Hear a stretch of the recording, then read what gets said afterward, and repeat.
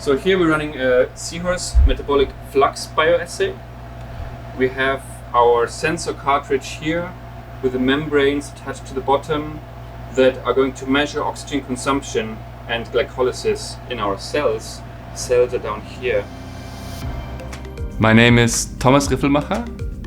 Everybody calls me Tom. I'm from Germany originally. I applied to SPARK in 2020. That's 3 years ago now, and I was super fortunate to be kind of in the early days of the program to receive this support. I have to say it really changed a lot for me in my research. It led to 2 great publications. We were actually studying bacterial infections in the lung, and we found 2 very distinct metabolic programs in these T cells. One of them was completely dependent on fatty acid metabolism and consuming fat. And then we realized these exact same cells are very abundant and really important in the liver, and they might be driving fatty liver disease. So we put 1 and 1 together and are now proposing to actually study these as a potential treatment for fatty liver disease. Fatty liver disease is affecting 25% of adult Americans. It's hugely prevalent, and very often it's silent, meaning you don't know whether you have it or not.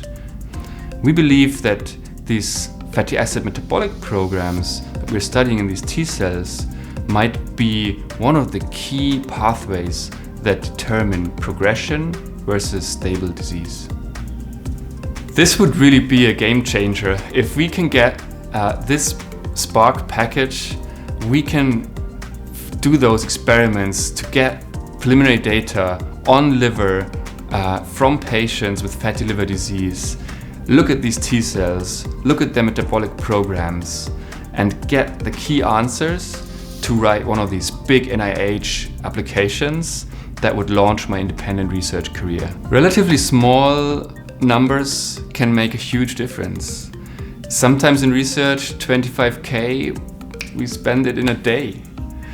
But for me, for my project, for my ideas, it can make all the difference to get these important bits of data that will show that the idea is working and that it has potential, and then we can build up on that, develop it further, and move upward to a new level of funding. I'm just driven by curiosity.